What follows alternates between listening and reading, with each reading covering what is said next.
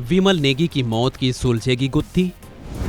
Himachal high court ने दिए CBI जांच के आदेश। 18 मार्च को संदिग्ध हालत में मिला था शव। हिमाचल प्रदेश की किरण नेगी को आज यानी 23 मई को थोड़ी राहत मिली होगी। उनके लिए ये राहत हिमाचल हाई कोर्ट के दरवाजे से निकली है, क्योंकि उनके पति विमल नेगी, जिनकी मौत की गुत्थी पूरी तरह से उलझी हुई है, उसे सुलझाने का रास्ता अब सीबीआई के दरवाजे से होकर जाएगा। क्योंकि हिमाचल हाई कोर्ट के जस्टिस अजय मोहन गोयल ने बड़ा फैसला सुनाया है। फैसला ये है कि इस केस की जांच का जिम्मा अब सीबीआई को सौंप दिया गया है। हाईकोर्ट का यह फैसला स्वर्गीय विमल नेगी की पत्नी किरण नेगी के उस सवाल पर आया है जिसमें उन्होंने हाईकोर्ट से गुहार लगाई थी कि उनके पति की मौत की जांच से वो संतुष्ट नहीं हैं। ऐसे में इस केस को सीबीआई को ट्रांसफर कर दिया जाए। इस मामले में किरण नेगी के वकील आर.के. बावा ने क्या क्या बताया, चलिए सुनते हैं।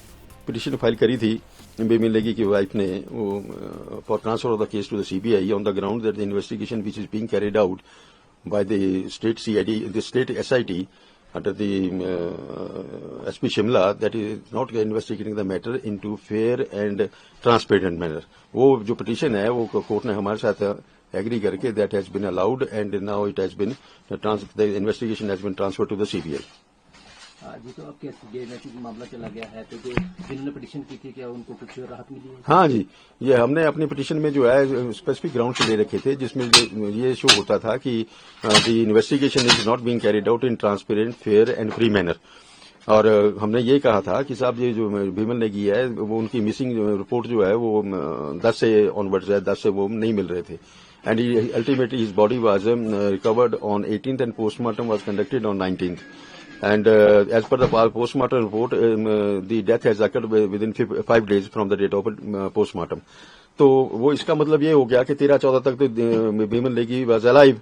तो एसआईटी की कोई भी इन्वेस्टिगेशन इस लाइन पर है ही नहीं है कि वो 10 से लेकर 14 तक जो है उनके साथ क्या क्या हुआ। एंड परिवार वालों का अंदेशा ये था कि ही में कोई फाउल प्ले हो सकता है या कोई उसमें उनके साथ और जुर्म हो सकता है, but SIT was not investigating the matter into that aspect. हमने रिपोर्ट जो है वो स्पेसिफिक लोगों के खिलाफ रखाई थी, जिसमें हमने जो एक्यूज के नाम भी लिख रखे थे उसमें, but for the reason best known to the state government और पुलिस अथॉरिटीज, उन्होंने जो एफआईआर लॉन्च करी है वो अननोन पर्सन के खिलाफ करी है। Then we had also said that one of the accused, his anticipatory bail was also rejected. तो उनकी बेल एप्लीकेशन 26 को मार्च को रिजेक्ट हो गई है। टिल 4th अप्रैल उनको ना पकड़ा गया है जी।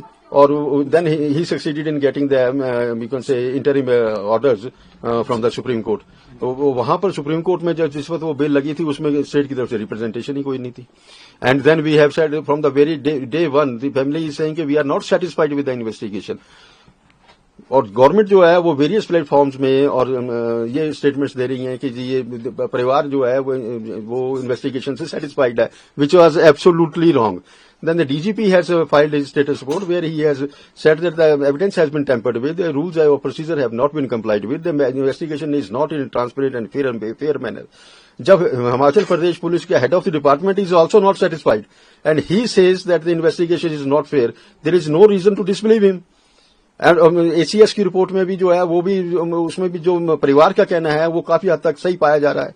सो under these circumstances the honourable court after going through the entire material on record has come to the definite conclusion कि the investigation is not being carried out in a transparent, fair and this independent manner. तो जो investigation है वो CBI को सौंप दी गई है। गौरतलब है कि हिमाचल प्रदेश पावर कॉरपोरेशन के चीफ इंजीनियर विमल नेगी की 10 मार्च 2025 को गायब होने की खबर सामने आई थी और 18 मार्च को उनका शव संदिग्ध हालत में मिला था, जिसके बाद इस मामले को विधानसभा में भी उठाया गया। वहीं उनकी पत्नी पुलिस की जांच और इस केस के प्रति पुलिस के रवैये से पूरी तरह से असंतुष्ट थीं।